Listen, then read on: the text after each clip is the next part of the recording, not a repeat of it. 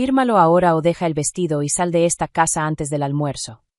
Mi futura suegra, Lillian Vale, lo dijo mientras sus amigas seguían pasando platos de cristal con fruta y salmón ahumado, como si estuviéramos en medio de algo civilizado.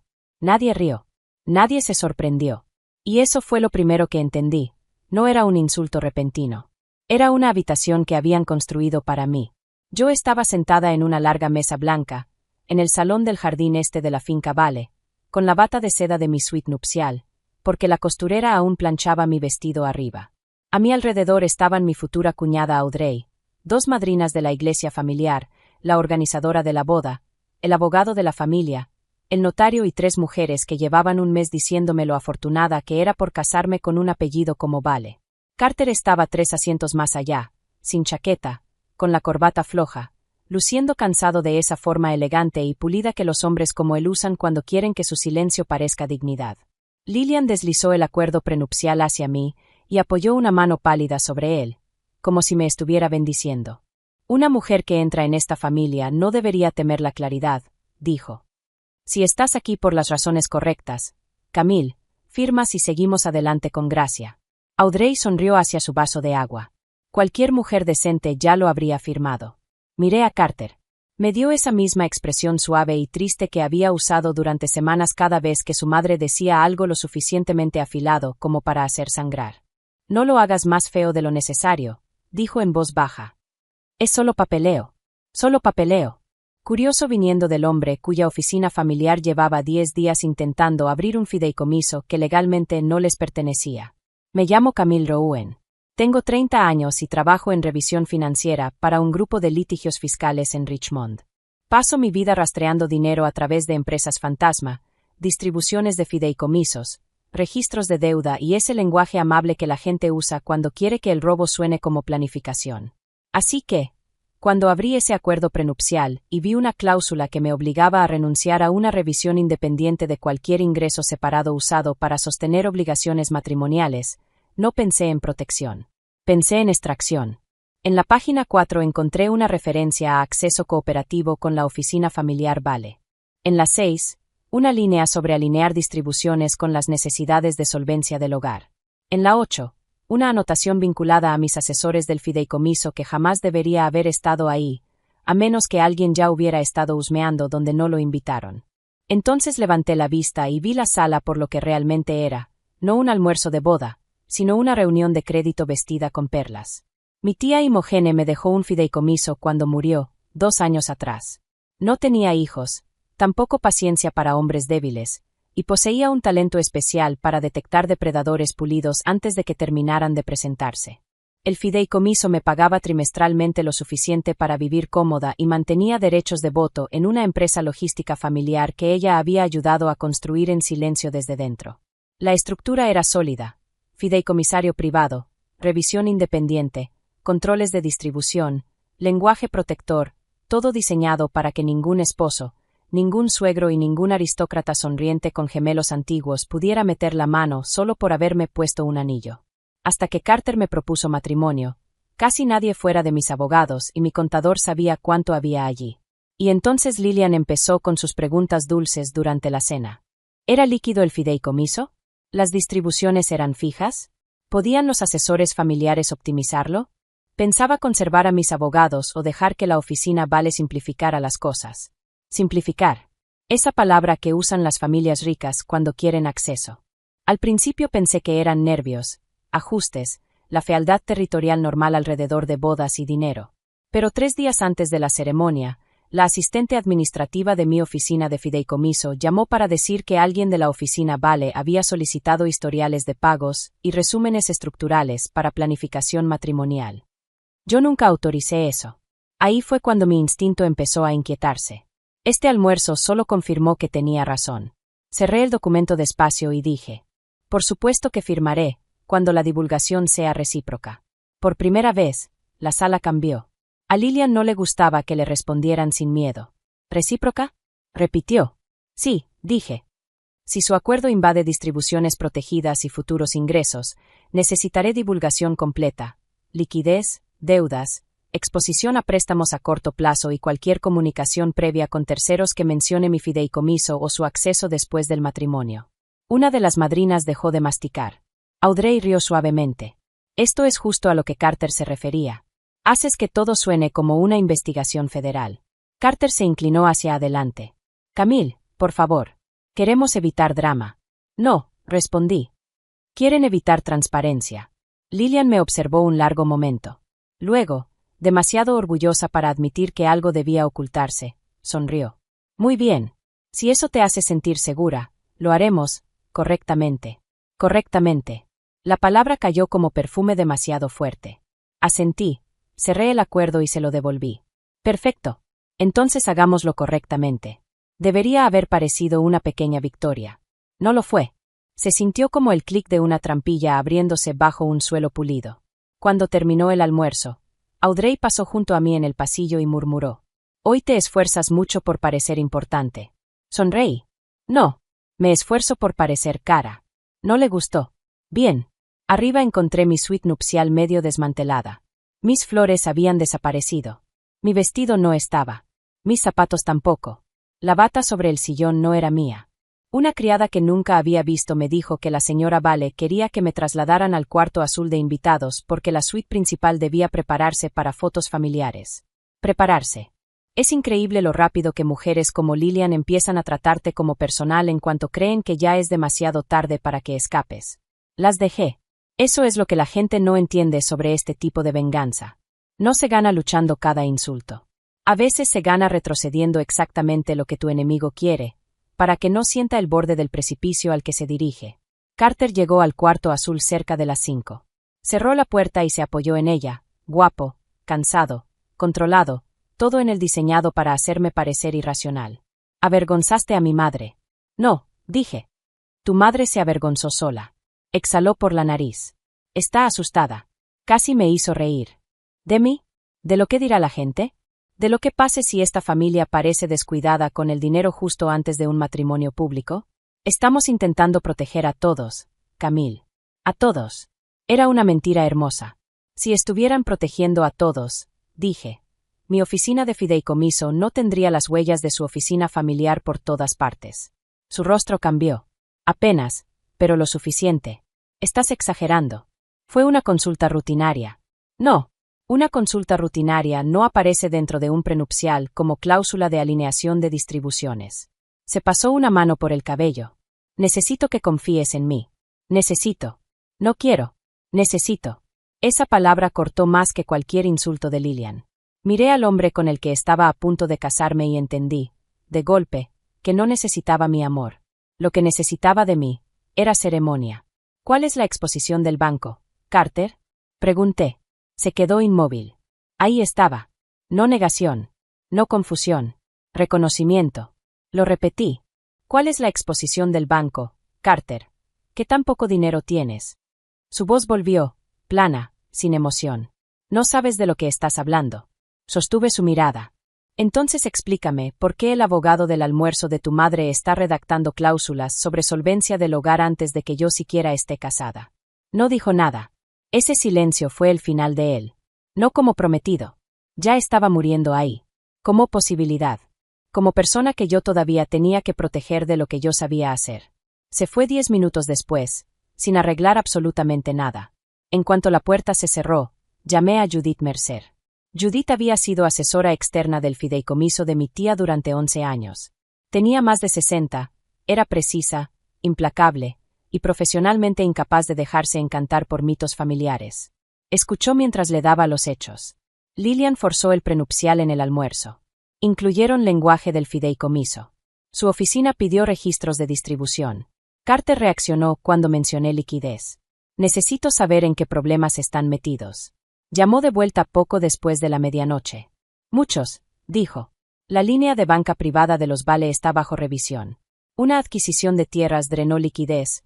Una expansión hotelera se les fue de control, y están atrapados en un hueco de liquidez a corto plazo que planeaban cubrir con financiación puente y proyecciones de ingresos familiares futuros. Ingresos familiares futuros. Se me secó la garganta.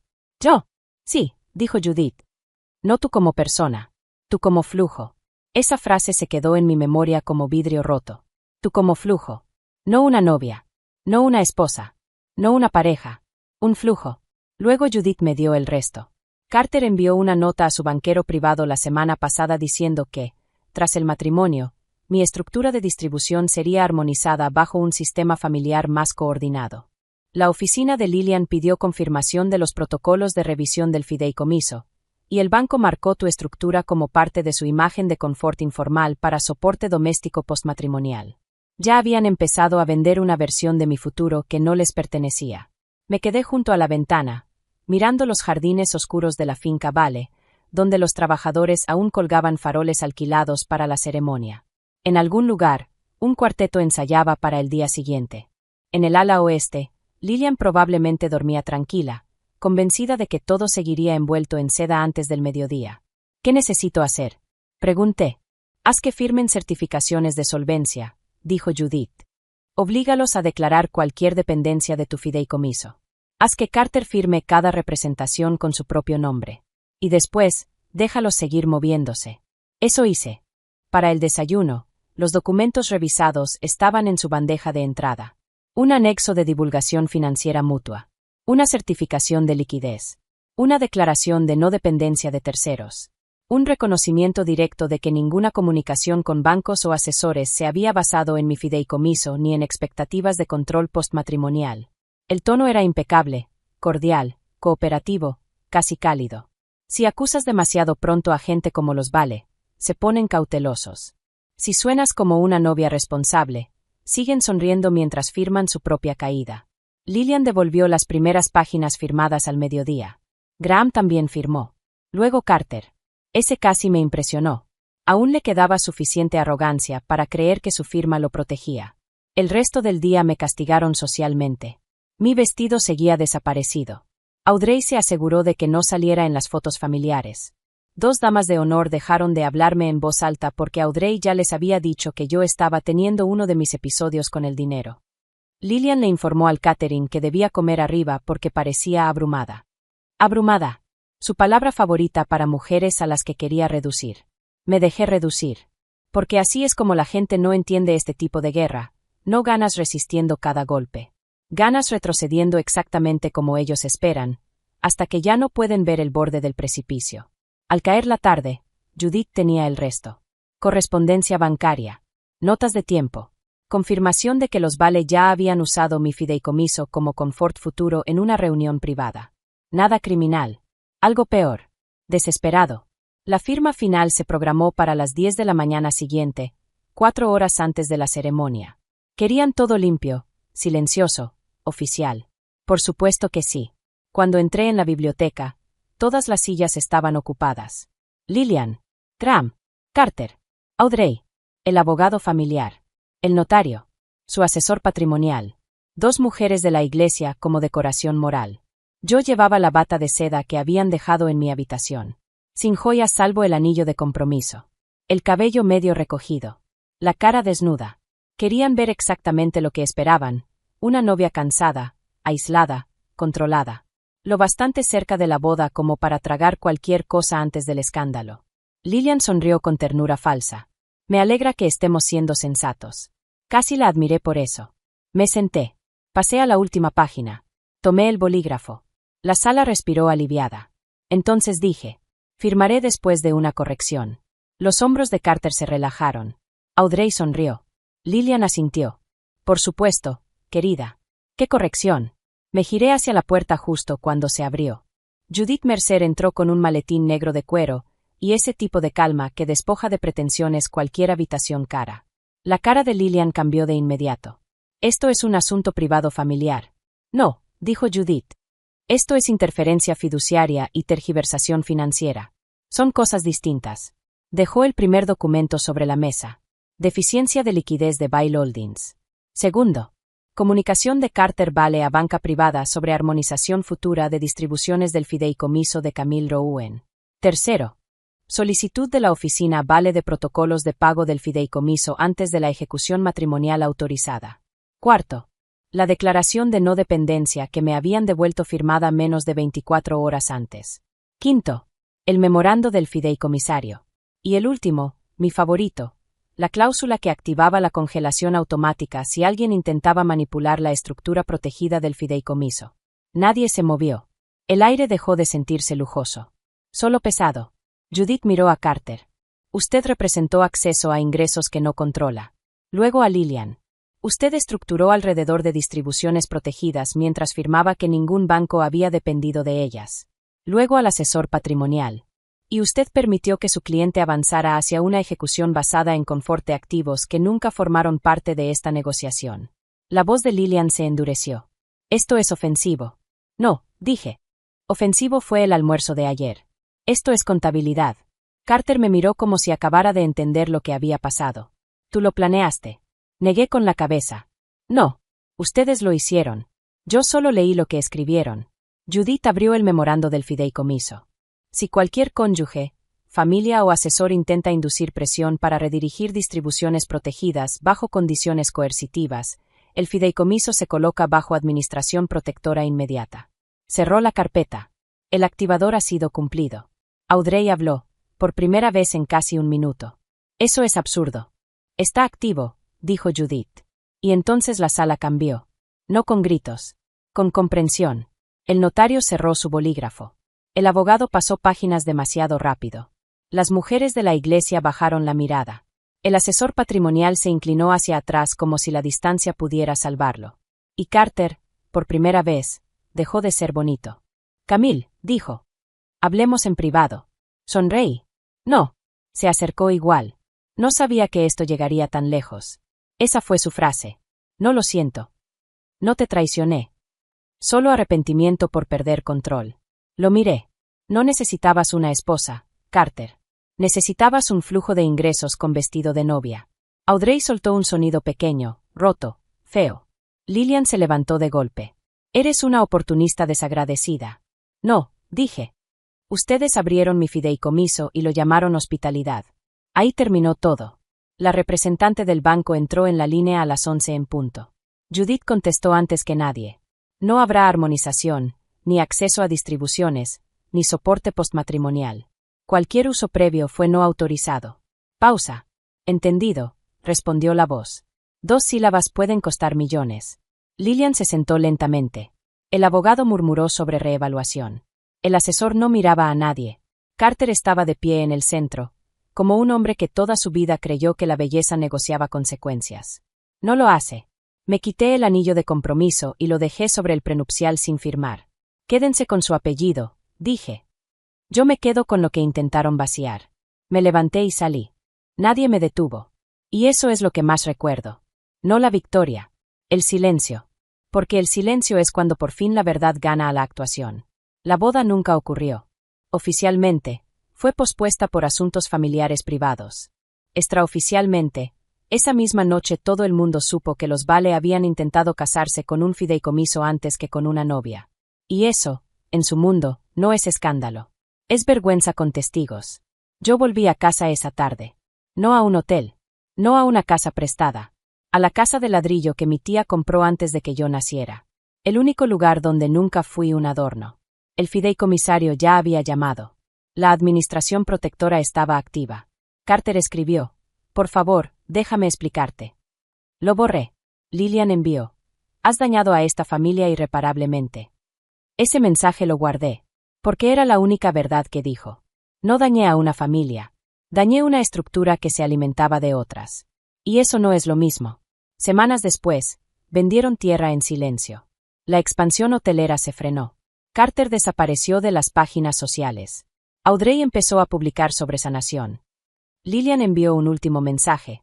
Esperaba que algún día eligiera pertenencia sobre orgullo. Nunca respondí.